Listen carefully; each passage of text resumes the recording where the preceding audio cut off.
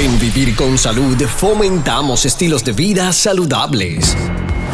El cáncer de cerebro comprende un grupo de tumores que pueden originarse en el cerebro o propagarse desde otras partes del cuerpo. Dependiendo de su localización y tamaño, estos tumores pueden causar problemas de equilibrio, convulsiones o alteraciones en la memoria y el comportamiento. Conversamos con la doctora Aida Rodríguez, residente de segundo año de Hematología y Oncología del Recinto de Ciencias Médicas, sobre los diferentes tipos de cáncer cerebral, los síntomas de alerta, las pruebas diagnósticas y los tratamientos disponibles para los pacientes. Cuando de tu salud se trata, escoge a Vivir con Salud, con la periodista Luz Nereida Vélez. Somos tu nuevo estilo de vida.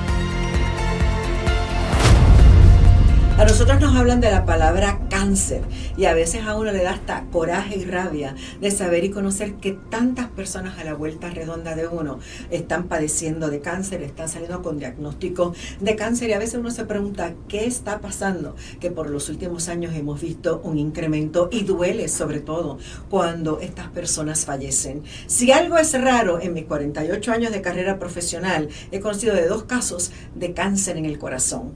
Pero este que vamos a hablar es del cerebro y me acompaña la doctora Aida Rodríguez, residente del segundo año de Hematología y Oncología del Recinto de Ciencias Médicas de la Universidad de Puerto Rico. Presumo que el del cerebro es tan poco común como el del corazón. Pues sí, es raro. Dentro del... Primero que todo, gracias por la invitación. Estoy muy agradecida de estar aquí.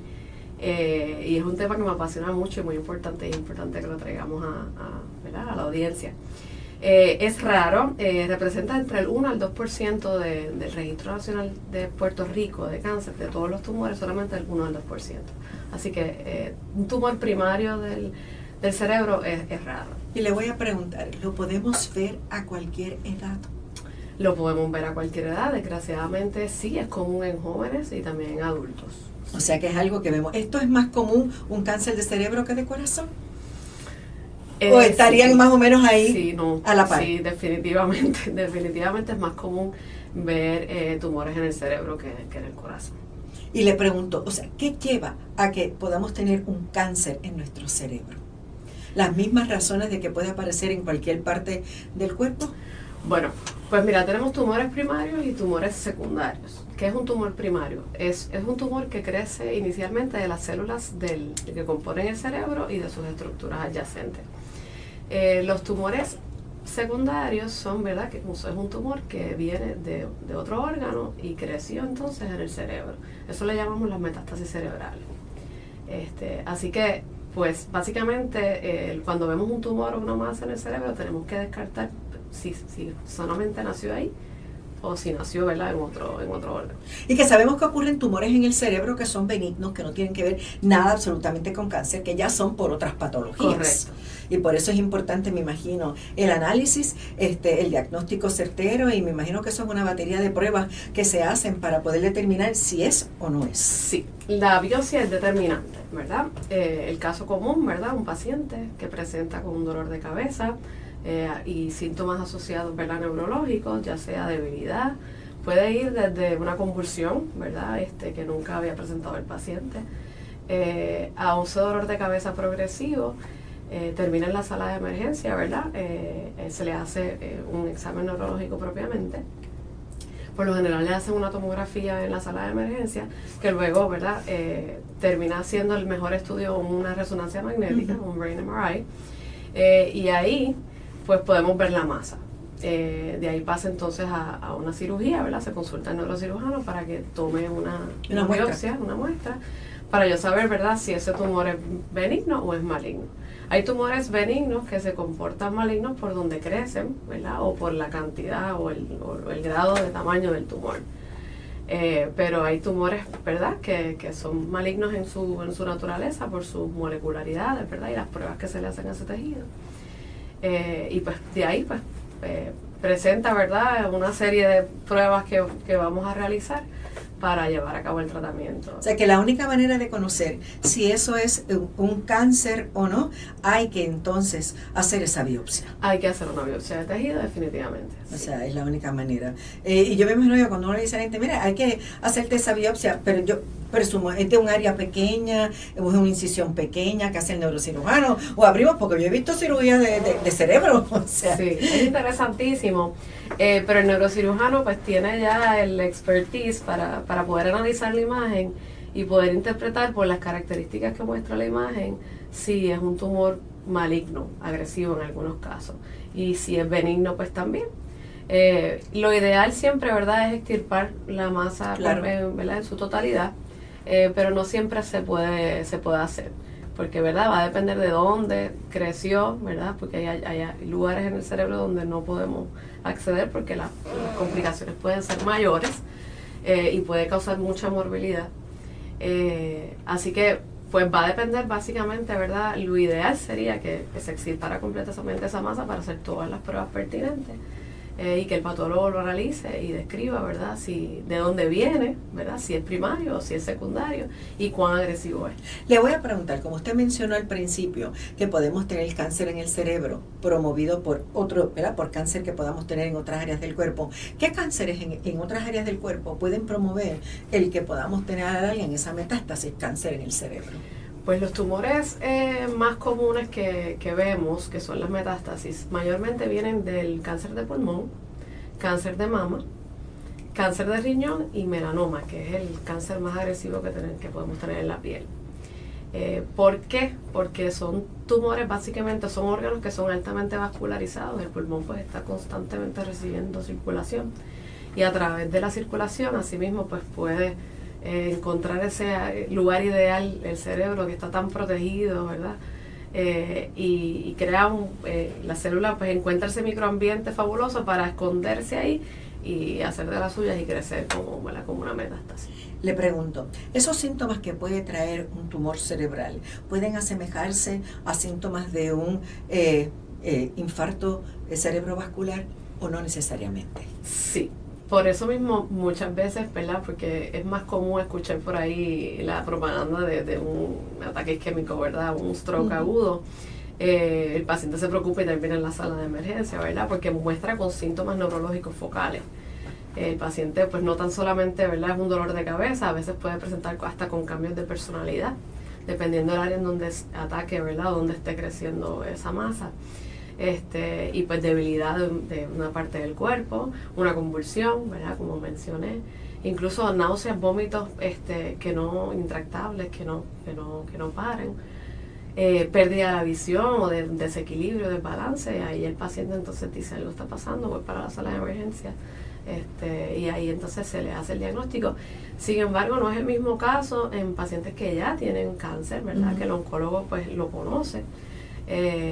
Y pues está recibiendo, por ejemplo, tratamiento para su cáncer de pulmón y de repente empieza a presentar síntomas, ¿verdad?, neurológicos o un dolor de cabeza no usual, ¿verdad?, que no resuelve con tratamiento o con manejo del dolor.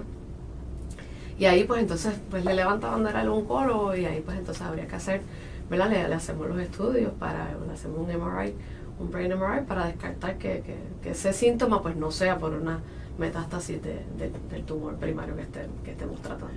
¿Se ve en Puerto Rico bastante o más o menos este tipo de cáncer? Se ve bastante. Realmente lo que vemos... Eso me sorprende, doctora. O sea, yo me quedo como espantada de que veamos tantos casos con cáncer cerebral. Vemos casos, mayormente como le mencioné, son las metástasis cerebrales lo que más vemos, ¿verdad?, usualmente. Pero existen y lo vemos mayormente en centros multidisciplinarios porque estos pacientes requieren de un neurocirujano, requieren de un neurólogo, requieren de un oncólogo, requieren de un radiooncólogo y mayormente se benefician de estar en un centro multidisciplinario para que pues tenga acceso a todos los servicios en un solo lugar. Aquí hay algunos, ¿verdad?, sitios donde se especializan en cáncer como tal, dentro de, ¿verdad?, de facilidades hospitalarias, donde tienen una variedad de servicios para atender a los pacientes. Una vez, Dios mío, si la palabra cáncer es terrible, yo me imagino que decirle a uno que está localizado en el cerebro es aún peor. Me imagino que, ¿cómo lo tratamos? Porque eso es un área muy sensitiva, que si tocamos unos puntos y unas zonas, podemos afectar el habla, podemos afectar el caminar, podemos afectar un sinnúmero de cosas. Exactamente. Pues cuando es primario, ¿verdad? Se trata diferente a cuando es una metástasis.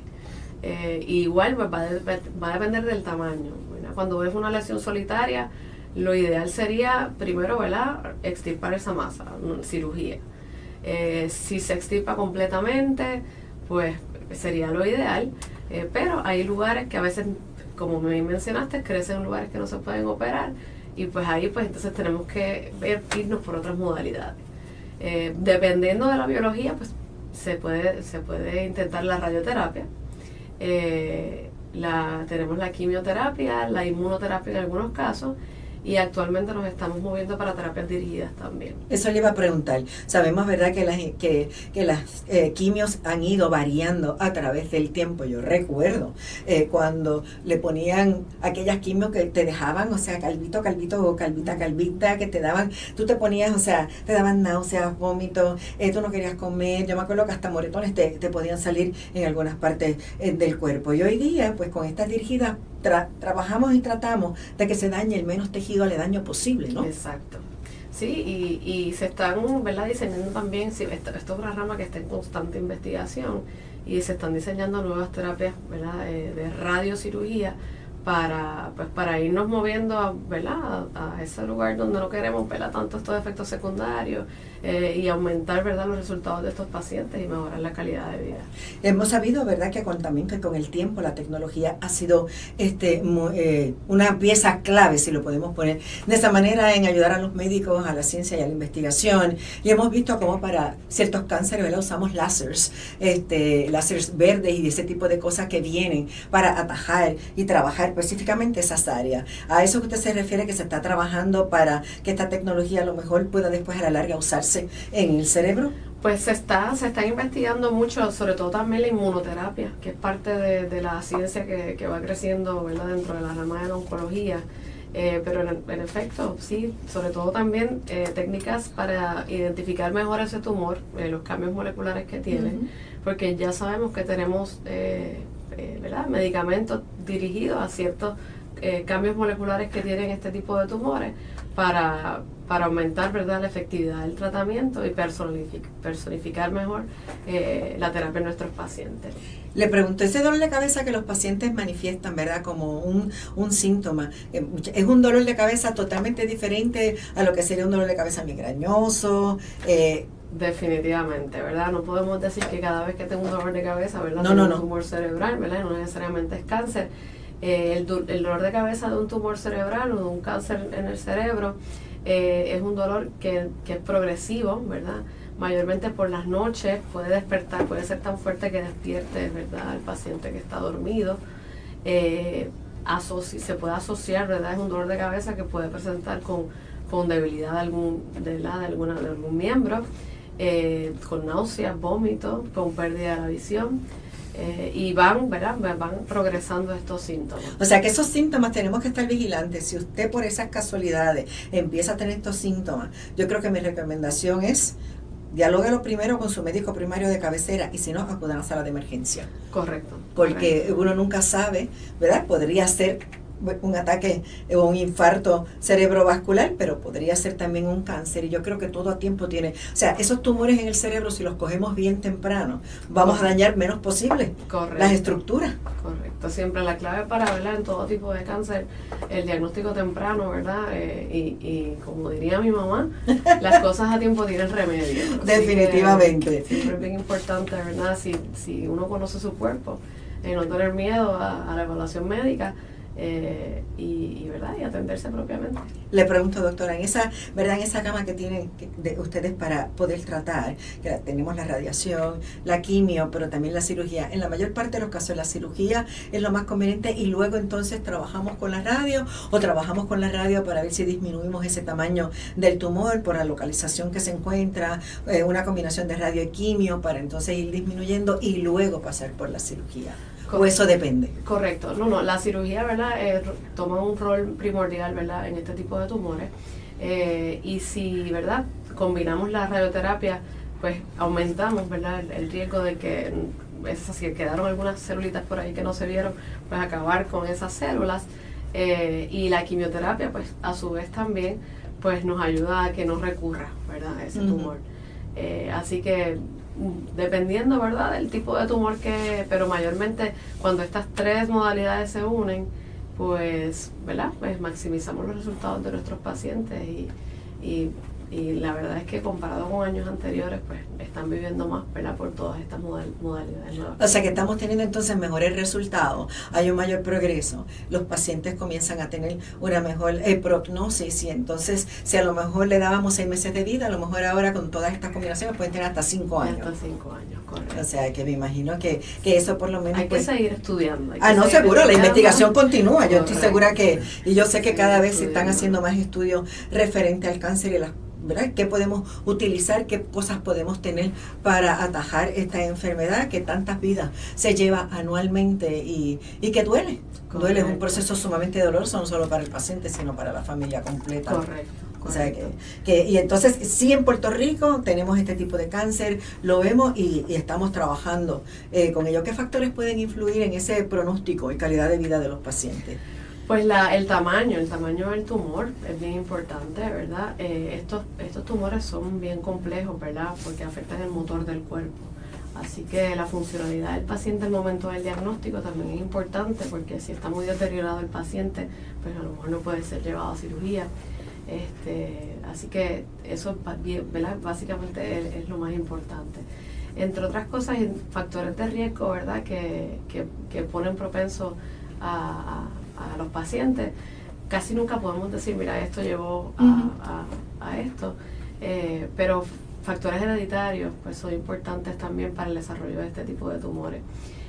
Radiación previa al cerebro también es importante, ¿verdad? Un factor de riesgo que vemos mucho. Y en algunos casos inmunosupresión.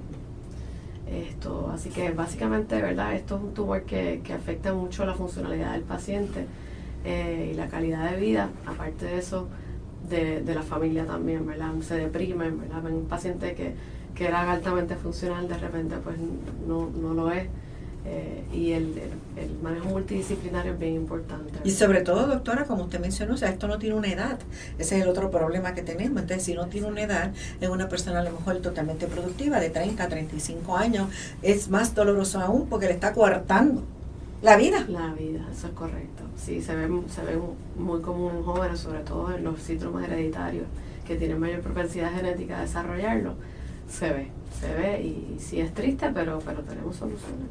O sea que aquellos que, por ejemplo, pues en la familia corre el cáncer de pulmón, es algo que tienen que tener cuidado, el cáncer de mama, porque sabemos, ¿verdad?, que esos tipos de cánceres les gusta emigrar, sí, correr, mire, para ese cerebro, aparte de los huesitos, ¿no? Sí. De la constitución ósea. Desgraciadamente no tenemos una medida de cómo prevenir, como por ejemplo mamografía en el cáncer de seno, ¿verdad? La prevención siempre es bien importante cuando hablamos de otros tipos de tumores. En el cáncer de cerebro, desgraciadamente, no le podemos hacer un MRI cada cierto tiempo, ¿verdad? A menos, ¿verdad?, que ya sepamos que tiene un cáncer, que sabemos que tiene un riesgo de desarrollarlo. Así que es complejo, es difícil, pero pues estamos haciendo todo el intento para desarrollar nuevas terapias y evolucionar. Yo le voy a decir algo. La admiro, doctora Aida Rodríguez, porque trabajar con cánceres en términos generales no es fácil, pero peor aún con el cáncer de cerebro. Pero ella es positiva, ella entiende que los estudios continúan, las investigaciones, y quizás el día de mañana, en unos cuantos años, tengamos mejores formas de tratar y de terapia para brindarle a estos pacientes, y en vez de 5 años, a lo mejor tener los 10 años más con nosotros. Exacto. Ojalá y sea así. Ojalá. Ay, que nunca vuelva. Exactamente. Gracias, doctora, por habernos brindado esta información, por traer este tema. A veces son temas dolorosos, pero hay que discutirlos y tenemos que hablarlos, porque cualquiera de nosotros podría estar expuesto a ello. Así mismo es. Que tenga bonito día. Muchas gracias por la oportunidad. Nos vamos a la pausa. Cuando de tu salud se trata, escoge lo mejor. Vivir con salud. Con la periodista Luz Nereida Vélez. Regresamos en breve.